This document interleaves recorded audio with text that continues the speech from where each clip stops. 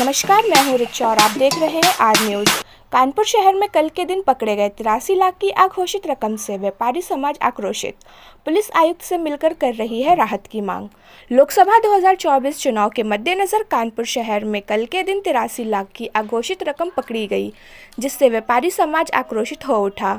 आज व्यापारी नेता ज्ञानेश ने पुलिस आयुक्त महोदय से मुलाकात कर अपनी मांगों का ज्ञापन सौंपा, जिसमें उन्होंने मांग करी है कि कानपुर शहर आने वाले व्यापारी अक्सर 2 लाख रुपए तक की रकम, जो कि आयकर की छूट के अंतर्गत आता है, लेकर आते हैं। अभी चुनाव में काफ़ी वक्त है, लेकिन पुलिस अभी से व्यापारियों को निशाना बना रही है। बैंकों के बाहर भी पुलिस व्यापारियों को परेशान कर रही, जिससे व्यापार की स्थिति दिन ब दिन दयनीय होती जा रही। पुलिस आयुक्त महोदय ने जिलाधिकारी महोदय से फ़ोन पर व्यापारियों की बात भी करवाई, जिस पर उन्होंने कुछ दिशा निर्देश दिए, जिन्हें व्यापारियों को मानने को कहा गया। आए थे कुछ कैश को लेकर क्या देखिए, अभी चुनाव चल रहा है और माननीय चुनाव आयोग के निर्देश हैं कि 50,000 रुपये से ज़्यादा कैश लेकर ना चला जाए, और अगर चलते हैं तो उसकी प्रॉपर डॉक्यूमेंटेशन हो। कल शहर में कई जगह चेकिंग में कैश ज़्यादा अमाउंट पे मिले, उनको हम लोग ने एफएसटी टीम को सूचित किया, उन्होंने उसको फर्दर उस पर लीगल कार्रवाई जो है उसके सोर्सेज को चेक करके अग्रिम कार्रवाई की।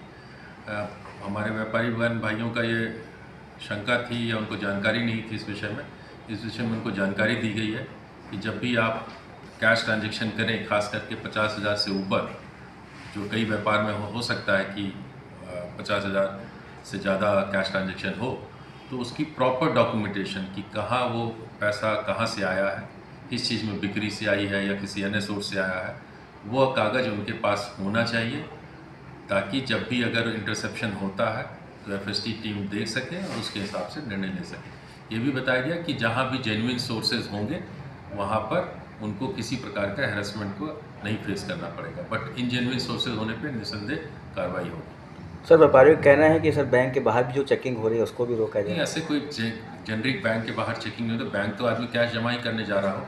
ये हम लोग इंटेलिजेंस बेस पे और एक लार्जर योजना के तहत अलग अलग स्थानों पे जगह बदल के चेक करते हैं। Thank you sir.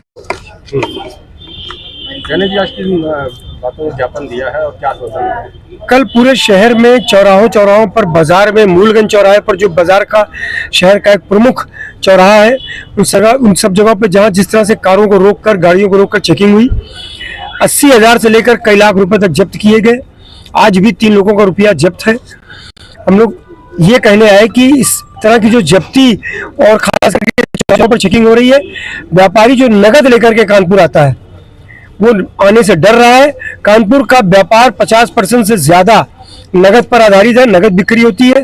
व्यापारी रात में रुपया कैसे लेकर के जाए, और इस पे कुछ ना कुछ राहत मिले। रैंडम चेकिंग हो, किसी राजनीतिक पार्टी की शिकायत हो, उस पर चेकिंग हो, हमें कोई आपत्ति नहीं, लेकिन अगर रोज रोज चेकिंग चौराहों पर होगी तो उससे व्यापार प्रभावित होगा। हम सब परेशानी में आएंगे। इस बात को उन्होंने समझा। जिलाधिकारी महोदय से उन्होंने फ़ोन पर वार्ता कराई, हम सब ने सुना। उन्होंने कुछ नियम कानून बताए, हम लोग उस नियम कानून पर चलने की कोशिश करेंगे। हम लोगों ने कहा रैंडम चेकिंग हो, किसी राजनीतिक पार्टी चेकिंग हो, कोई आपत्ति नहीं, लेकिन रोज रोज ये नहीं होना चाहिए, इससे व्यापार प्रभावित होगा। उन्होंने आश्वासन दिया है कि हम कुछ इसमें राहत देंगे, बाकी हम लोग अगर नहीं राहत मिलती तो बैठ करके निर्णय लेंगे।